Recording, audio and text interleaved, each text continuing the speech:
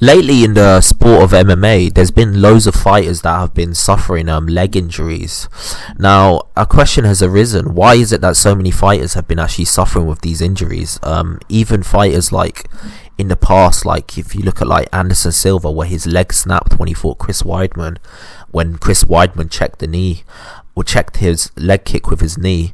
Also, the same thing happened when, ironically, Chris Weidman fought Uriah Hall, and Chris Weidman was the one who snapped his leg when he threw a kick and it got checked by Uriah Hall, which is like a sweet way of saying irony.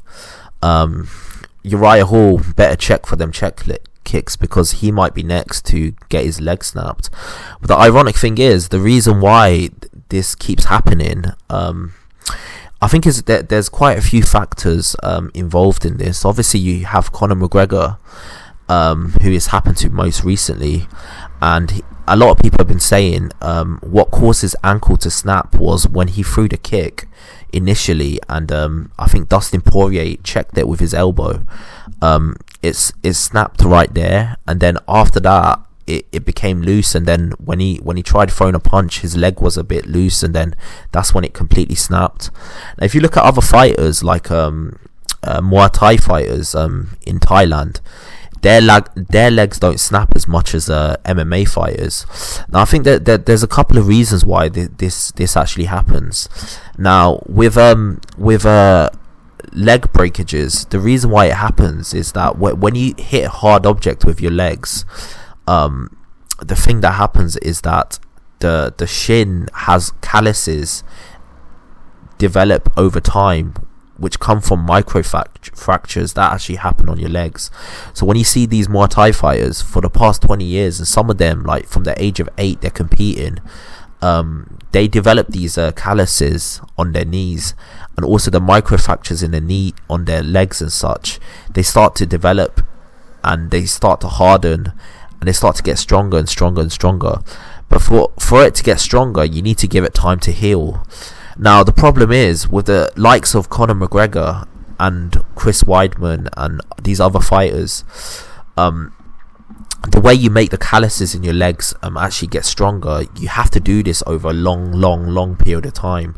So you have to do this over 5 years or 10 years. So if you look at the likes of like a Dustin Poirier or Charles Oliveira, these fighters are quite consistent. They're fighters that have been on a very high level for a very long time. So their body has developed these calluses that enables them to take these types of shots. Edson Barbosa is another one. He's known a lot for his prolific leg kicks. So is Jose Aldo. Both of these fighters are fighters that are known for their leg kicks, yet they've not had any leg breakages. Now, the reason for this is because after 10 years of like constantly callousing your legs from kicking hard objects, these microfractures do start to get stronger, but they need to heal first for that to actually happen. The problem with Conor McGregor is, and other fighters like him, like a Chris Weidman, is they're not consistently training. Conor McGregor has actually, especially for the past 3-4 years, 5 years, has not had that many fights. The fact that he's not had that many fights means that he's been very inactive. The fact that he's been inactive means he's not been in many training camps. The fact that he's not been in many training camps means that he's not allowed his body to harden under that pressure. Now, it's not just hardening it that gives it that gives you the strength. You need to allow yourself to heal after hardening, after going through the trauma that your body goes through.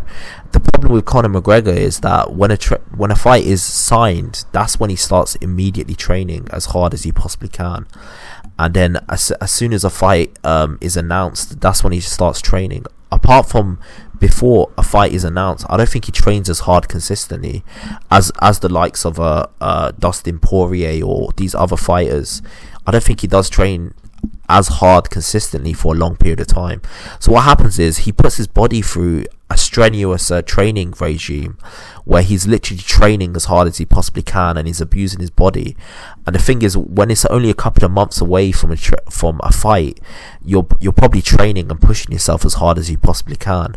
The problem with this is you're not letting your body recover. So when he's developing these micro fractures on his knees and his elbows and such, the problem is because these micro fractures are developing, when he does finally get into a position where he's going into the octagon, his body's not well rested enough, especially his bones, so that when he does do a leg kick or he does check a kick or something, because it's not well rested enough, the calluses in his bones hasn't developed, so his bones ain't strong enough to take the shots. It's quite a frequent thing that happens when you're not that active, because honest to God, when you're training for a fight, you're putting your body through trauma, and then your body recovers and it gets stronger. The problem is when you're a fighter that's inactive and you're not training as much, the issue with that is that let's say you only fight once a year, the way Conor McGregor's been doing recently. Conor McGregor's a great example of this, by the way. So let's just say 3 months before a fight, you're training very hard for 3 months. But before that, you're not really training that hard. You might be running and like keeping yourself fit, but you're not really training intensely. The problem with him is the past 9 months, he's not been really putting his body through that strength and conditioning. So when he does go into training camp, he's very intense because he's trying to make up for the time that he's lost because he's not been disciplined. And the problem with that is he's putting his body through trauma. So when he's doing these leg kicks on a bag and he's doing this training and stuff, the problem is he's getting micro fractures on his legs and his knees and his shin and all of this stuff, but he's not allowing it to heal, and it takes time for it to heal. That's why you got to do this over a long period of time. And then what happens is when he's got in there against Dustin Poirier, he's not really trained for a long period of time in a intensely long training camp. He's just trained for 3 months when a fight was signed, and then he's going in there, he's fighting the guy, and then he kicks, and his leg kick is checked and it snaps because he's not allowed his body to heal after putting it through its trauma. And this is something that has to happen over 3 to 5 to 10 years for you to like be inactive the way you've been and the way you've been acting. Like you've been very like let's just be real, he's not really been as focused on MMA since the Floyd Mayweather fight, and I'm gonna make a video about that, by the way.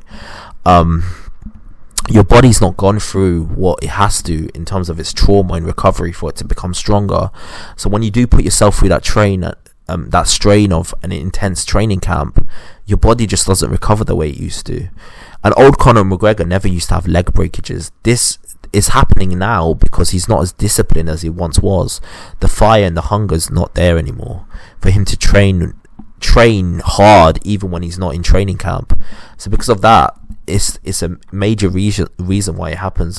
And if you look at Muay Thai fighters, they're it's quite well known. They're known to have like hundreds of Muay Thai fights, which is quite common actually. Like you see 8-year-olds there with like 80 Muay Thai fights. Now the reason why it doesn't happen to them as much is, as I said, they've calloused their legs over a long period of time, so it's less likely to happen. And on top of that, these are fighters that are very skilled when it comes to striking. Now I'm not saying fighters in the MMA world are not skilled when it comes to striking. They are, but they're not on the same level as a Muay Thai fighter who's had 300 professional Muay Thai fights. So they know how to place their leg kicks in a way where it causes maximum pain to their opponent, but it doesn't cause that much pain to them. They know how to place it, and they know how to place it in a way where they're not likely to get hurt as much. And even if they do get hurt, they're not going to feel it because they've calloused their legs over a long period of time. So because of them reasons, that's why I believe these other fighters are having leg breakages, and it could have something to do with their diet. Obviously a lot of this is physiological. Every human being is different, but I think there are certain factors that you can control. Like you have to condition your legs over a long period of time. You also have to give it the rest and recovery for it to get stronger, and you got to do this over a very long period of time. For you to take 9 months off and then train for 3 months when a fight is announced, it's just not enough time for your body to actually develop the calluses that you need to actually compete at that level where your leg's not breaking. Now, sometimes, no matter what you do, your leg is probably going to break because the knee is a lot harder than the shin. So obviously, when a weaker object is hitting a harder object, the weaker object is more likely to break than a harder object. But then that comes down to skill. When you look at like Muay Thai fighters, they don't do that as much because they know how to place their kicks in a way where it causes maximum damage to their opponents and least damage to them. They know how to do that, and it's a certain technique that not a lot of people can master in terms of kicks. Knowing how to kick on target is a very difficult thing. So yeah, that's my thoughts on it. What do you think your thoughts on it is? Why do you think there's so many MMA fighters that are having their legs broken recently? Do you think it's to do with diet? Do you think it's to do with not letting their body recover quick enough? Do you think it's to do with not being disciplined in terms of training camp? Or do you think it's just a freak accident, like it's inevitable because these fighters throw so many leg kicks? Eventually when they get checked, they're going to snap and break because it's just, your body can only take so much trauma and pain. What do you think the reason is that this is happening? Tell me below in the comment section, and like and subscribe to the channel. I've got a lot more content coming your way. Peace out.